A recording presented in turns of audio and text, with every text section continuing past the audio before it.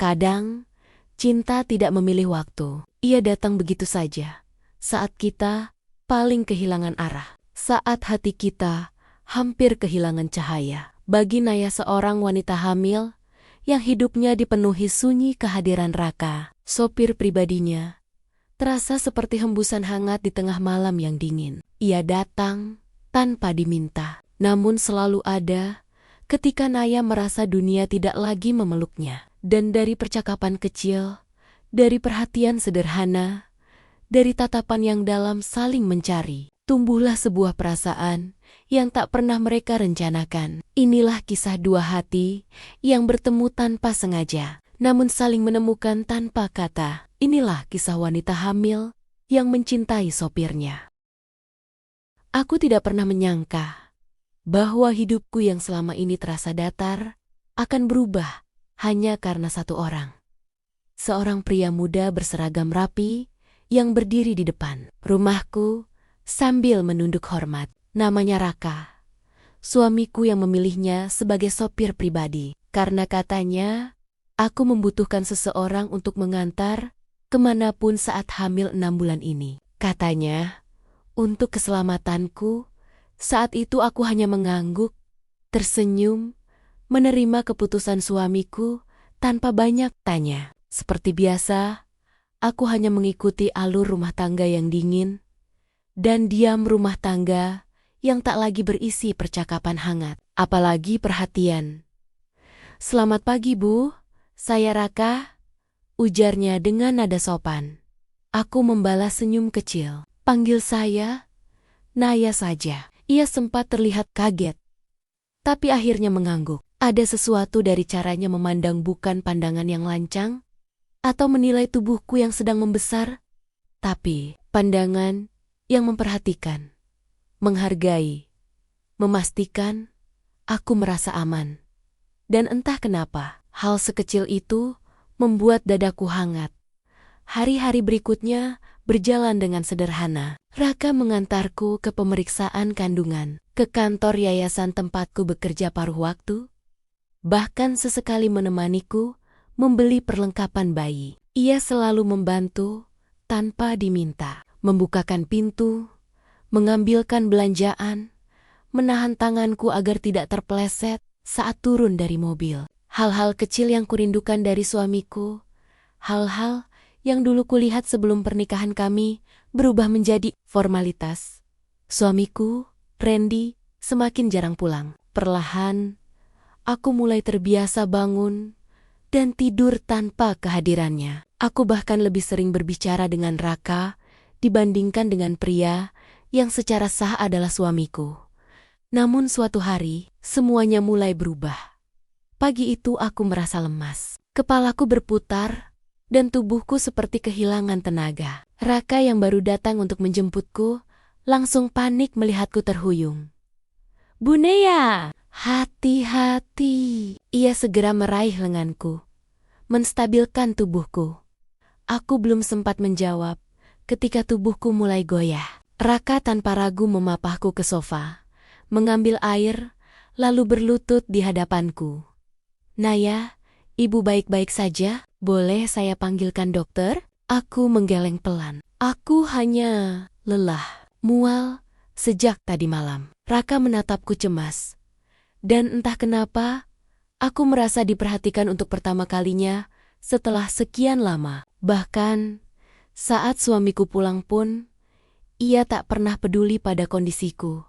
"Kalau begitu, saya buatkan teh hangat." "Tunggu sebentar." Aku memperhatikannya bergegas ke dapur. Canggung, tapi sungguh-sungguh. Dan di momen itulah, sesuatu dalam diriku mulai retak. Ada kelembutan dari seorang asing yang tidak pernah lagi kudapat dari suamiku. Sendiri, saat itu aku masih bisa menyangkal perasaanku. Aku bilang pada diriku bahwa aku hanya sedang sensitif karena hormon kehamilan, bahwa kedekatanku dengan Raka hanyalah hubungan profesional. Tapi semua itu berubah pada sebuah malam yang penuh air mata. Hari itu, suamiku pulang. Setelah 2 minggu menghilang tanpa kabar, ia pulang hanya untuk marah menuduhku terlalu banyak menghabiskan uang untuk perlengkapan bayi. bahkan memintaku menghentikan kegiatan sosial di yayasan. Aku bekerja keras sendirian, dan kamu malah sibuk dengan kegiatan tidak penting. Bentaknya, aku hanya diam, menahan sesak yang sudah sering kurasakan. Terserah kamu, akhirnya aku berkata pelan, setelah ia menghempaskan pintu kamar, dan pergi lagi.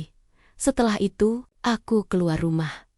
Duduk di teras, sambil memeluk lutut. Malam itu, terasa begitu dingin. Aku tidak tahu berapa lama aku menangis dalam diam sebelum Raka, yang baru selesai memarkir mobil, menghampiri pelan. "Naya, kamu kenapa?" Suaranya lembut, berbeda dari nada formalnya biasanya. Aku menggeleng, menelan tangis, tapi suaraku pecah juga. "Tidak apa-apa, Ra. Aku hanya lelah."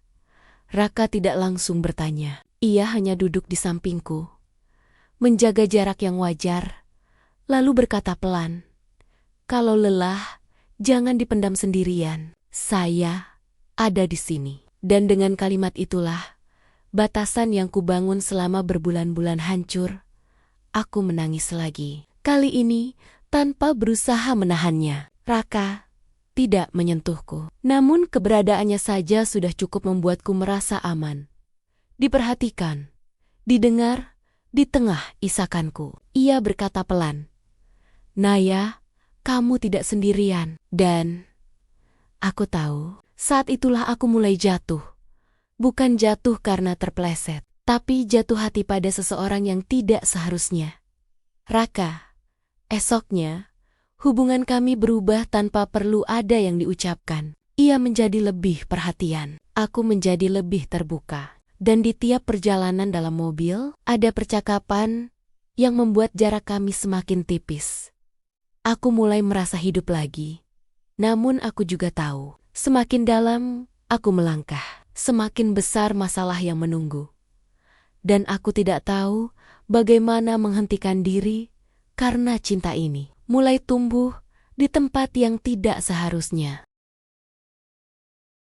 Sejak malam itu, sejak aku menangis di samping Raka dan ia duduk menemaniku tanpa berkata apapun, sesuatu di antara kami berubah. Tidak besar, tidak mencolok, tapi cukup untuk membuat dadaku berdebar. Setiap kali aku melihatnya berdiri, menunggu di depan mobil dengan senyum kecil yang selalu berhasil menenangkan perasaanku. Aku masih ingat hari ketika perubahan itu semakin jelas. Pagi itu udara terasa lebih dingin dari biasanya. Aku keluar rumah dengan langkah pelan, sambil memegang perutku yang semakin menonjol. Raka berdiri di dekat pintu mobil, dan saat matanya bertemu dengan mataku, ada sesuatu yang berkilat, sesuatu yang hanya ku mengerti sebagai perhatian yang tidak lagi sekadar kewajiban pekerjaan. "Pagi, Naya," sapanya dengan suara yang hangat. Aku membalas senyum. "Pagi." Ia segera membukakan pintu mobil, tapi sebelum aku masuk, aku tiba-tiba kehilangan keseimbangan. Lututku goyah. Refleks, Raka menangkap tubuhku sebelum aku jatuh. Dekapan itu hanya berlangsung 2 detik, tapi 2 detik itu lebih dari cukup untuk membuat jantungku berdebar tidak karuan. "Kamu baik-baik saja?" tanyanya pelan. Masih memegang lenganku dengan hati-hati, seakan aku bisa pecah kapan saja. Aku mengangguk, berusaha menghindari tatapannya. "Cuma sedikit pusing." "Kalau begitu, jangan terlalu banyak berdiri. Kamu harus jaga diri." "Bukan ibu, bukan Bu Naya, hanya kamu." Kedekatan kecil itu terasa seperti rahasia yang hanya kami berdua mengerti. Di perjalanan menuju klinik, aku menyadari perubahan lain. Biasanya, kami berbicara ringan tentang cuaca, pekerjaan yayasan, atau hal-hal kecil lain.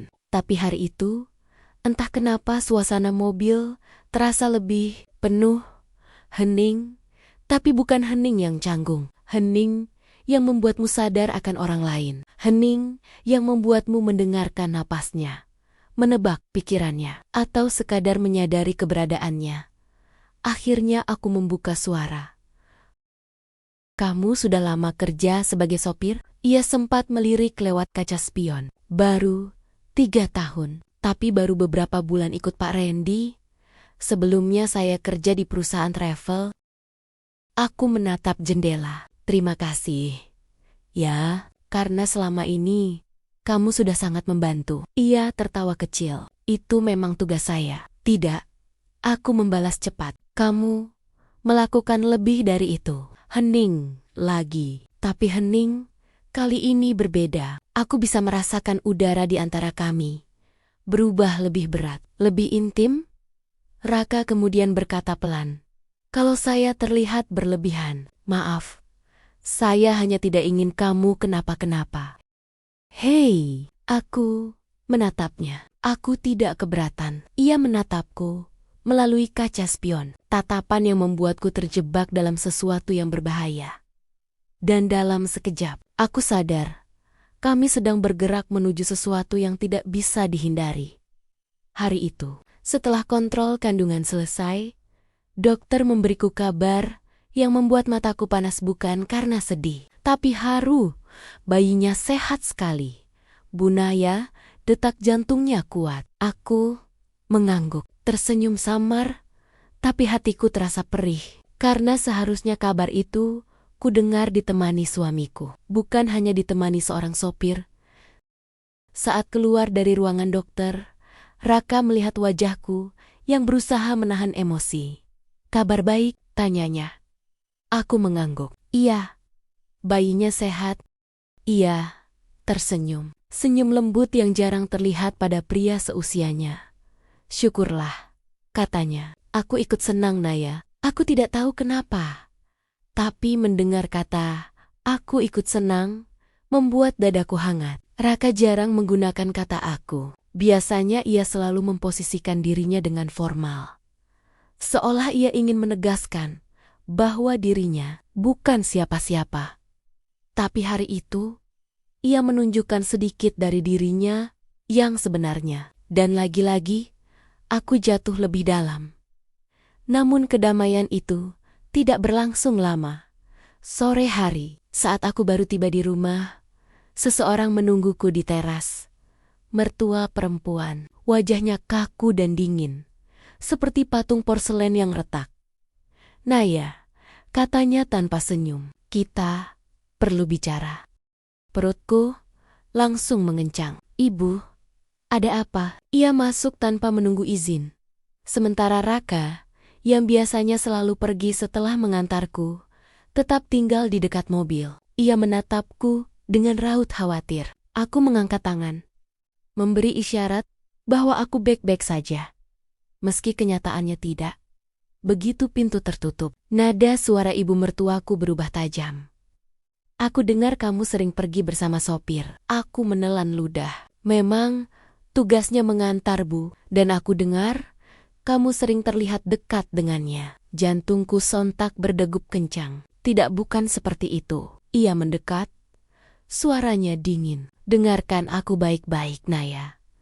Kamu ini sedang mengandung cucu keluarga kami. Jangan buat masalah. Jangan memalukan keluarga. Apapun masalahmu dengan Randy, jangan libatkan orang luar. Aku menggigit bibir.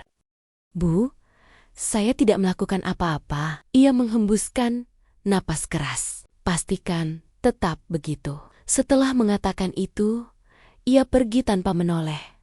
Aku berdiri terpaku.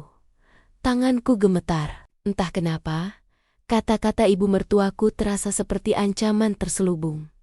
Saat aku keluar rumah, Raka langsung menghampiri. Naya, kamu pucat. Ada apa? Aku menggeleng. Tapi suaraku bergetar. Tidak apa-apa. Naya, ia menatapku penuh kekhawatiran. Kalau kamu butuh seseorang untuk bicara, tidak, kataku cepat. Lebih keras dari yang kuinginkan. Ia terkejut, tapi tidak tersinggung. Ia hanya menunduk pelan.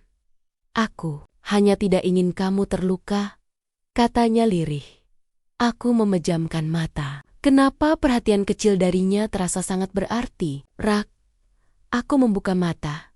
Suaraku melemah. Bolehkah aku minta tolong sesuatu? Ia menatapku. Apapun, mulai besok, jaga jarak sedikit. Di depan orang lain, Raka terlihat seperti baru saja ditusuk kotek kataku, tapi ia mengangguk. Baik, ujarnya. Kalau itu bisa membuatmu aman. Tapi kemudian, ia menambahkan kalimat yang membuatku kehilangan napas. Tapi saat kita berdua, aku tetap di sini. Aku tidak akan kemana-mana. Dan aku tahu, aku sudah terlalu jauh. Terlalu dalam. Terlalu terikat. Aku tidak lagi hanya bergantung padanya. Aku mulai membutuhkannya. Padahal, aku masih menjadi istri orang. Malam itu, aku tidak bisa tidur. Kata-kata ibu mertuaku terus mengiang. Bayangan Raka yang menatapku khawatir juga terus muncul di kepalaku. Dan untuk pertama kalinya, sejak aku bertemu Raka, aku mulai bertanya pada diri sendiri. Apa yang sebenarnya sedang aku rasakan? Dan bagaimana akhir dari semua ini? Aku tahu satu hal. Perasaanku pada Raka bukan lagi hal kecil yang bisa kuabaikan. Bukan lagi kebiasaan. Bukan lagi kenyamanan sementara. Ini cinta yang tidak seharusnya tumbuh. Cinta yang bisa menghancurkan semuanya. Dan aku tidak yakin aku bisa menghentikannya. Hubunganku dengan Raka berubah setelah peringatan ibu mertua. Ia menjaga jarak saat ada orang lain, bersikap sangat profesional, hanya bicara seperlunya. Tetapi ketika hanya ada kami berdua, sikapnya kembali seperti sebelumnya. Lembut, penuh perhatian, dan terlalu tulus. Dan disitulah masalahnya. Karena setiap kali ia memperlakukan aku seperti itu, aku semakin sulit mengingkari perasaanku sendiri. Hari itu, hujan turun tanpa henti sejak pagi. Aku hendak menghadiri pertemuan yayasan. Tetapi tubuhku terasa lelah. Meski begitu, aku memaksa berangkat. Raka membuka pintu, payung di tangannya. Pelan, Naya. Jalannya licin. Suara itu suara yang seakan mengusap luka di hatiku membuat langkahku ragu. Tadi malam kamu tidur jam berapa? Tanyanya ketika kami sudah di dalam mobil. Aku menghela napas. Tidak bisa tidur. Kenapa? Aku menatap jendela yang dipenuhi air hujan. Aku pikir semua ini mulai membuatku takut. Raka melirik lewat kaca spion. Aku takut. Suaraku pecah pada perasaanku sendiri. Mobil berhenti. Raka meminggirkan kendaraan, lalu mematikan mesin. Hujan menetes di kaca depan, menciptakan suara yang menenggelamkan detak jantungku. Ia menoleh, menatapku tanpa berkedip. Naya, apa kamu jatuh cinta padaku? Pertanyaan itu seperti badai yang menghempas jantungku. Aku ingin bohong. Aku ingin mengatakan tidak. Aku ingin menghilangkan semua ketegangan ini. Tapi bibirku justru berkata pelan, hampir berbisik. Aku tidak tahu, tapi aku tidak ingin kamu pergi. Raka menghela napas panjang, meremas setir, seolah menahan sesuatu dalam dirinya. Naya, kamu istri orang, dan kamu mengandung anak suamimu. Kalau kita melanjutkan ini, yang terluka bukan cuma kamu. Aku tahu. Jawabku lirih. Justru itu yang membuatku bingung. Ia menatapku lama sebelum akhirnya berkata, aku sayang sama kamu. Kata itu, sayang, jatuh tepat di celah paling rapuh dalam diriku. Tapi bukannya membuatku bahagia. Kata itu justru membuat air mataku mengalir, karena aku tahu apapun yang akan terjadi setelah ini, semuanya tidak akan mudah.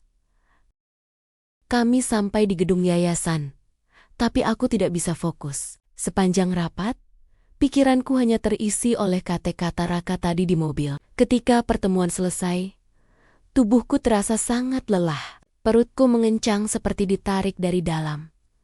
Aku menyentuh perutku. Aduh, Naya, Raka yang sudah menunggu di depan pintu langsung menghampiri. Kamu pucat sekali.